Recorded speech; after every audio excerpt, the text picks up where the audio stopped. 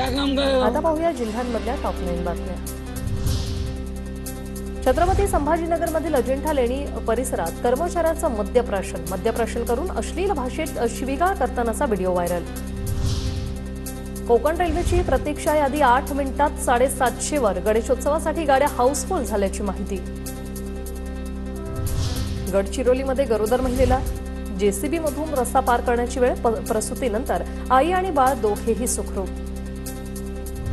साईनगरीत गुरुपौर्णिमा उत्सवाचा आज तिसरा दिवस। शिर्डीत पाद्यपूजा आणि महारुद्र अभिषेक पूजेचं आयोजन। साई दर्शनासाठी लाखो भाविकांची गर्दी। पर्यटन स्थळांवर हुल्लडबाजी करणाऱ्यांना नाशिक ग्रामीण पोलिसांचा दणका। त्र्यंबकेश्वर आणि पहिली धबधब्याजवळ हुल्लडबाजी करणाऱ्या 91 जणांवर कारवाई। 73,000चा दंड वसूल। लोणावळ्यात प्रशासनाच्या नियमांना पर्यटकांकडून केराची टोपली। जेसीबीच्या बकेटमध्ये बसून हुल्लडबाज पर्यटकांचा धोकादायक प्रवास।